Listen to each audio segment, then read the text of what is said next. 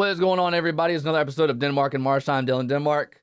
That is Graham Marsh. This will be on the 1010XL Gator channel on YouTube and on Facebook. We appreciate all the support we've been getting. Graham, did you know that I think we're TikTok famous because you put out a clip of us talking about Lane Kiffin. Everybody talks about Lane Kiffin for some reason at the University of Florida. And we had 18,000 views on one TikTok. That's big time. Now, how many views do you have to get on TikTok to be considered famous? I would think over 10,000 is pretty good. Yeah, I'd say so. TikTok famous. I'd say 10,000 is probably good, but I think we might need more. We might need a bigger body of work. We might need a couple more. Yeah, it's just one to do that. Yeah. I think that's our biggest. I think right now. I think right now we're TikTok trending. A couple more will be TikTok famous. All right, sick. But I did get recognized for our show the other day.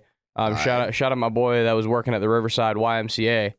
I was walking in the soccer guy. Yeah, I was walking in to do high school soccer meet today. He was just working at the Riverside Y though, and I was walking in. He goes, "Oh, Denmark and Marsh, I watched your post game reaction," and I was like, "Hell yeah, man, let's go!" Yeah, I have not. So shout out if you're listening today, shout out you. I didn't get your name, but shout out you. Yeah, I have not gotten that yet. I also don't go out and I don't see people. So it's kind of hard for that to happen. Yeah, you got to go outside. Yes, yeah, I don't usually do that. See, that's the thing. You're TikTok famous now. So if you go outside, you're gonna get bombarded. You know where you could do that? You could do it at RBC this weekend. One of my favorite places. Two weekends from now. Well, no, but they open this week. Yeah, I guess you're right. You're right. See, this is the difference between Graham and I. Okay, I am from the deep West Side, not just the West Side, the deep West Side. Yeah. Now, deep on the West Side, Crystal Springs, Marietta, McClenny, all those places, RV City is like a national holiday. Yeah. Now, you grew up in Queens Harbor. Indeed. Y'all don't even care about this junk, do you? No, we like. It's like, hey, we'll take a stroll Friday night day before the game. No, RV City is a thing. Not as much as what it would be on the West Side, but I got friends that have done RV City growing up, but it's not. Probably not as many, it's fewer and further between, I would say, for sure. There definitely is more people that are like, yeah, Thursday, Friday, we'll start thinking about it. Dude, my buddy and I, Tanner, that you know, we strolled through RVC on Friday night. We were in college. This might have been my sophomore year, like 2017-ish, 2018 maybe. Dog, I swear to you, I saw every single person I knew growing up. I'm not even trying to be funny. Like, that is the difference between, every person that grew up, you say it jokingly, white trash, they're all at RV City, man. Every single one of them, man. Every single one. So, yeah, maybe I need to take a stroll this year whenever I have time. Possibly. I don't know. Graham, from the last 3 games, are you more impressed with the offense or the defense? I wanted to say that is a great question. Wow. I want to say the defense. I think so too. Because I had no expectations for them. Yeah, no, I agree. I think relative to the I would say I'm more because you said impressed. Impressed. I would maybe say the offense. Surprised, the defense. Because I thought this defense was just going to be tissue paper all year. We said at the first month of the podcast that I don't know what in the hell they do Monday through Friday before they play the game Saturday. They figured something out. I don't know what it is, but whatever they've been doing the last couple weeks is a hell of a lot better than what they did the first month of the year.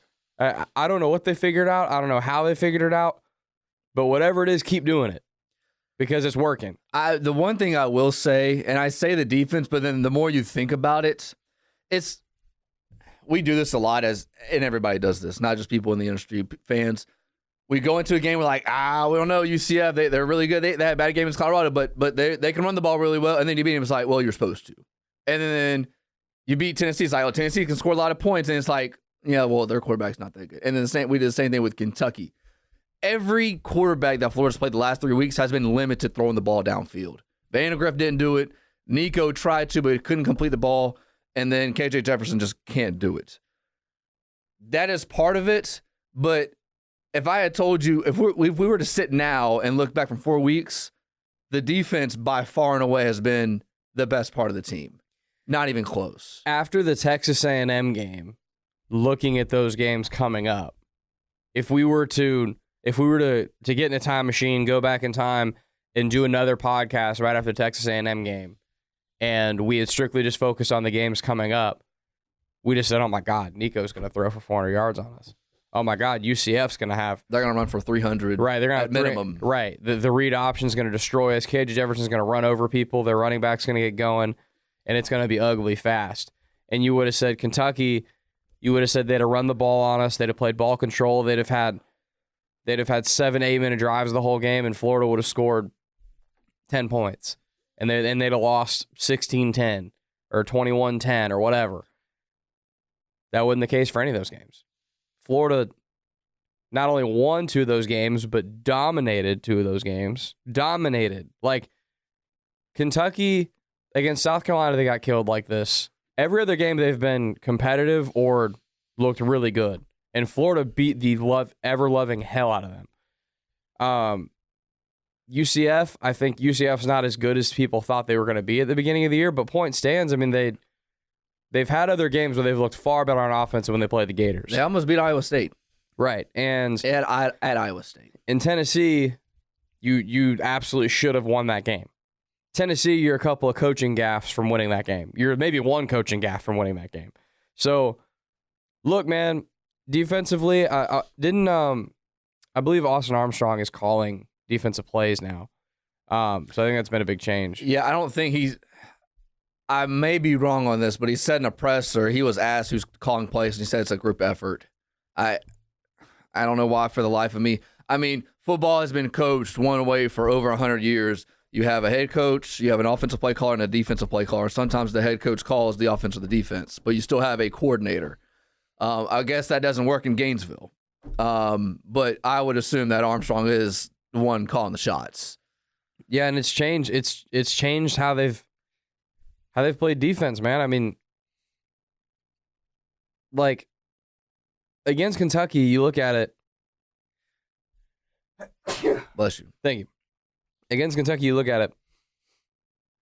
Kentucky only had one drive in the whole game where they went down and scored. Because the flea flicker is like a one-play thing, DB bit, you give up a 50-yard touchdown. Like, can't do it, can't have it. That sucks. But it's one play. It's not like they drove down the field. Right. And then the kick return. And the kick return gave them the kick return and the flea flicker helped contribute to their 20 points.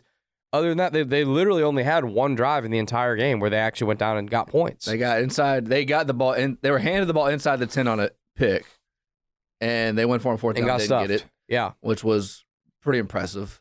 Yeah, and then another thing too that's kind of impressed me is the offensive line. From the first couple of games, you would have thought that this team wasn't going to be really any good, and they weren't going to be able to hold up against Tennessee and Kentucky's front, which I know Kentucky has a guy, Walker, that's going to be drafted in the first round. I believe Tennessee's main guy, James Spears, is probably going to be drafted in the first round. And they held up relatively well. Those are they're not just first round, those are game records. Those are guys like, they make 3 or 4 plays a game, and you're like, well, what we could do there? And that really didn't happen. I think Walker made like a play in the second half, and I can't really remember if Pierce did anything for Tennessee. And you're going to see a lot more of this for the next couple of weeks. Georgia's front practically did whatever they wanted to do against Texas. And I mean, going to that Texas game, everybody was like, oh, Texas is going to win. Texas is the best team. And the thing about Georgia, and a lot of people are going to be talking, I don't know if they will, but I think they will go into the game. And, they had one good game against Texas, and they didn't really, they looked okay against Mississippi State and Kentucky. Georgia's came to the point of the last couple of years, they're only going to get up for big games. They're not getting up for Mississippi State. They're not getting up for Kentucky. And I know that they played Kentucky well the last couple of years. When you know you got a big game at hand, you're going to play really well. Yeah. Yeah, I agree. So offensively for the Gators in this game, something I worry about, Dylan, is I'm worried that Lagway is going to come into this game wanting to be the hero and thinking, I'm this guy. People are gassing me up. Let's go. I disagree there. Okay. Well, and I only say that because I listened to Shane Matthews. He was talking with Scott Carter. He said he is one of the most humble guys basically paraphrasing, he's one of the most humble guys. He doesn't really, feel himself like you kind of just said.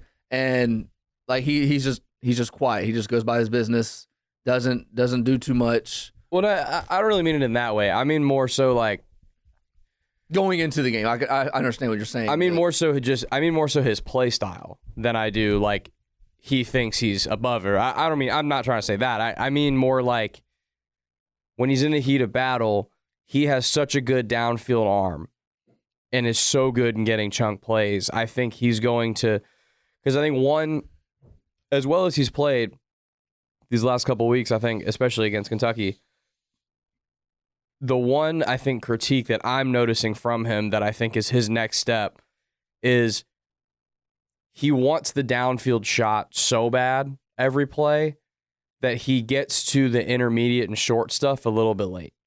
Have you noticed that as well? And it feels like right now he's completing a 50-yard pass or he's going to end up running or throwing it away. Like the 10 to 15-yard stuff, he's there just a hair late. And look, I will take the explosive plays and sacrifice some of those short plays, but you can't do that all the time, right? You're not going to get 50-yard bombs every play. Like sometimes you have to take the profit. Mertz would never push it down the field.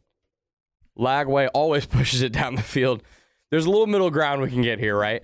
And I think Lagway, and this is going to come with experience, is learning to pick and choose your spots within the game. And what I mean by what I'm worried about is I'm worried about early in the game, I'm worried about the 3rd and 7, where maybe he's flushed out of the pocket or something, and there just isn't anything there. And even though you know that you're going to have to punt, the smart thing to do is either throw it away or maybe run and get a 2 or 3 and slide or something. Even though you're probably not going to get the first down. Or take a sack. Yeah.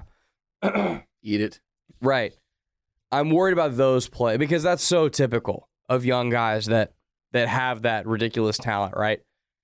Yeah, you always want to show your talent, regardless. If you can run, you want to run. If you have a big arm, you want to use your arm. And DJ Lagway has both of those very well. And on a 3rd down where you're trying to move the chains, you're trying to stay on the field, like those are the plays I'm worried about. And Georgia is going to see what Lagway's put on tape last couple of weeks. First of all, I think a mistake Kentucky made is they let him sit back and let guys get down the field too often. That's a mistake against Lagway. He throws it down the field so well and so accurately. I don't know why you'd even give him that chance. If I'm playing against Lagway, I'm sending pressure. I'm sending 1 or 2 extra guys most of the time, especially on 2nd and 3rd down situations. I'm worried Georgia's going to leave the middle of the field a little bit open to be had, but Lagway's not going to take it because he's going to see it late. They're going to send 1 or 2 extra guys, blitz him, get to him quickly, and then sit safeties back, being ready for his deep shot. One thing Shane Matthews talked about what Kentucky did, he said they never adjusted whenever Florida. I never rewatched the game, but he said they had like a tight end, and then they would move the tight end over, and they never adjusted to the motion of the tight end when he went over. So obviously Georgia's going to look at that. And to piggyback on what you just said, dude, Graham Mertz has been in the game for so long. So much of the quarterback is pre-snap and knowing what the defense is going to give you, knowing what to check in and out of. Lagway hasn't reached that yet. Yeah, and he's not supposed to. He's been playing college football for 7 weeks now. He's had a cup of coffee in college football so far. Yeah, so and that's going to come. And I think Georgia, I'm sure, will confuse the crap out of them. They'll throw a corner blitz like Texas did with Arch Manning in at quarterback. They did that, got a big sack on a 3rd down, and they're going to do that. It's just I would, if I'm Billy, I really would want to have DJ Lagway have the ball in and out of his hands, not have the ball for 2 to 3 seconds, and do that at least for the first 2 drives. Yes, I agree. I think there's a big if because of who coaching on the sidelines right now for the Gators. Who? But I think Brandon Spikes. Yeah, but I think if he's doing his job, being the quarterback coach, being the OC, being the everything with that offense that Billy Napier is, the biggest favor he can do DJ Lagway is calling designed quick game to get the ball out of his hands. Do you remember, I was thinking about this when I was thinking about this the other day, kind of just sort of starting to visualize in my mind how certain scenarios offensively in this game. Do you remember week 1 against Miami? Mertz goes down. They put Lagway in the game. Lagway's first 2 completions were quick slants to Trey Wilson. I believe those types of plays are plays that could be had in this game and could be successful, because that's allowing my freshman quarterback to not have to think too much on these plays. Eugene Wilson is obviously one of your best players. Little plays like that, running back screens, wide receiver screens every now and again, quick dump offs to the tight end here and there, short crossers if you think that you're going to have a little bit more time. That quick game, I think, can allow Lagway to get in the game, get a little bit more comfortable, get a nice feel for it. And I think that would help avoid, and I don't want to speak it into existence, but as well as Lagway played on Saturday against Kentucky, the one interception he did throw was really bad. Yes. It was really bad. I was thinking about the Tennessee game. Yeah. Both were bad. Now, that was really his only gaffe. The rest of the game, he was outstanding. And it's clear that this guy's got an NFL future ahead of him. He just needs to learn what he's doing. This is his 3rd start in college football. You know, to your point, Kirby's going to confuse him in every possible way. I think quick game, easy game, almost playing Graham Mertzy for maybe the first couple of drives and just letting him dink and dunk a little bit, maybe move the pocket, get him out of the pocket, rolling out a couple of options. Stuff like that, I think, is going to help him dramatically in this game. All right, this will be the last thing we talk about. We remember we talked about Oklahoma possibly being open at the end of the year. Yes. We've mentioned it. Yeah. Really, there's no other big job. Like Baylor's probably going to be open at the end of the year, possibly Arkansas. Oklahoma's not going to be open, regardless of how bad they do. I did some reading. Brent Venables just got an extension. His contract's through 2029. His buyout is $45 million. They just replaced 5 offensive linemen. They have 5 receivers hurt that have been in and out of the lineup. And there was one other thing. And they just fired their OC. So I can't recall a time where OC is fired and then you have that leeway and you still, the head coach gets fired a couple weeks after. I don't think that happens. Yeah. I didn't realize he'd just gotten that extension. Yeah, I didn't know either. Well, okay. More power to the Gators. We've had the coach conversation so many times so far. I can't have the coaching conversation until after the FSU game. I talk games. Then if the games are done, then we talk coaching. At least for me. I know everybody else, we'll lose to Georgia by 30. We got fire right now. He's staying through the end of the year. I can't do it. I can't do it. It's not good for my well-being. I know you just said that, but let me start. Let me go 5 minutes to talk about. Let me start the coaching conversation real quick, because people want to hear it. People want to talk about it.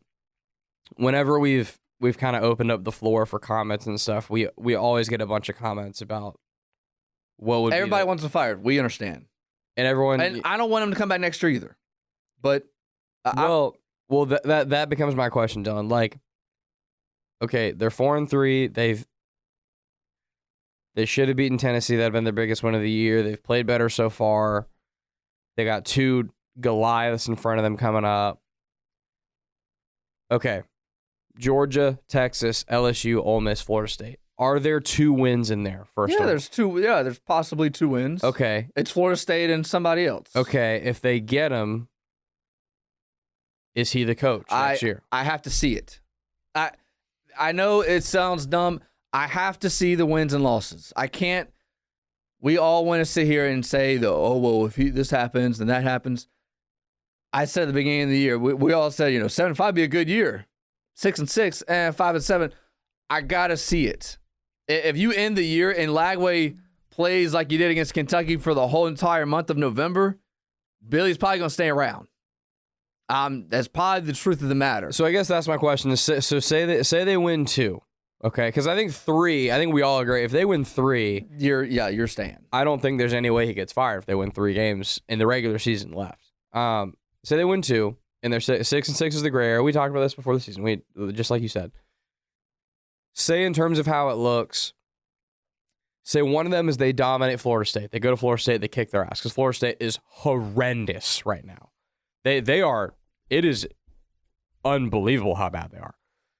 And then say they beat, it's going to be one of LSU or Ole Miss probably. Say they win that game pretty convincingly. They show up, they have a great game, they win by 10 points. And then the other three, let's say two of them are competitive. Two of them are... You're keeping your job at that Two point. of them are Tennessee's, and then one is a gross blow. The only time where it gets iffy is if you get absolutely crushed by Georgia and Texas. You don't look like you belong on the same field like you did against A&M in Miami, and then the other you play well. Then that's where it gets...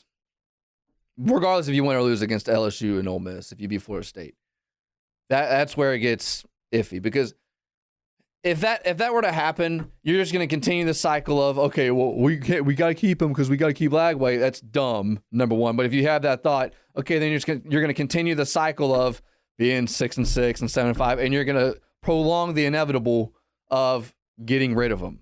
And I know that this is something that shouldn't be the way, but it is the way. And I know this is the NFL. I remember when they fired Jack Del Rio for the Raiders, Adam Schefter came on right after and said, "You're not firing him unless you know you got a guy like John Gruden is going to come in.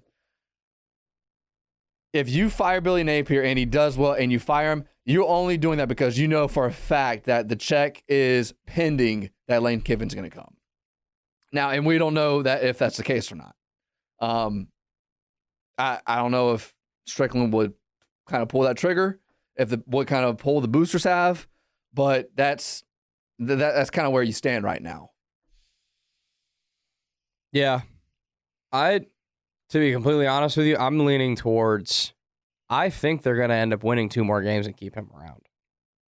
If I have to put money on what I think is going to end up happening, I'm just based on what I've seen last go. And look, they could go and get their ass beat against Georgia, and I mean, this is like the same thing that happened last year. It was, hey, Florida's doing pretty good. They're all right. Heading the Georgia game, and then it went. I don't disagree. I kind of thought about the same thing. Like just the yeah. No, I hear what you're saying because the same thought kind of went through my brain last year about like, hey, they're 5-2, but they're a lot better this year than they were last year. Much better. Yeah, you have to remember like. Going into the bye week before Georgia last year when they were 5-2, the record itself was what was being boasted because 5-2 is not bad. They had barely survived against a horrible South Carolina team on the road. Remember that game? Yes, that took a tipped pass caught by Ricky Pearsall. Well, caught by Trey Wilson. That's right. One of the luckiest plays I've ever seen. If that's a pick, the game's over. That goes back to what I keep saying. How's it look? Yeah. So, and then Kentucky murdered them last year. Ray Davis looked like Walter Payton in that game. Remember that last year in Kentucky? Yes. I sitting on the couch. So, yeah, I don't disagree with you. It's not totally dissimilar. I feel like this team's got more talent. A lot of it's coming from the young guys. I feel like the floor is higher. The ceiling's definitely higher because you have just freshmen playing with more talent. But I also feel like the floor is higher just because I think there's just more players across the field on both sides that you feel like can make plays at any given time of the game. Right? I mean, I think with these DBs, sucks to lose Jason Marshall for who knows how long yet. That's going to be big. But I think, Cormani got the pick 6, which was awesome for him, good for him. And maybe he ends up getting more playing time and he could end up being somebody that's making plays, and that'd be awesome. Aaron Gates, he's playing phenomenal. He's all over the place. So Gates is all over the place. He's been great. That D-line is starting to make more plays. You're seeing them get in the backfield more. You're seeing them cause disruption more. You're seeing Pup Howard and Shamar James coming to their own, and they've been playing really well. And then offensively, like, I'm seeing more guys get into it. Some of the young guys playing more. Didn't see a lot of Tank Hawkins against Kentucky. Did he play? Was he hurt? Tank Hawkins? I don't think he was, but didn't see a bunch of him. Would like to see a little more of him. These young, but I just think there's more potential for them to compete against better teams. Is my whole point. Yeah. All right, I got to roll. We appreciate y'all hanging out with us on a Wednesday. We'll talk to y'all Monday, I guess, and get it on with Florida, Georgia. Have you seen the spread? Have you seen the Florida Georgia spread? Yeah. No. 21. Got a lot of work to do.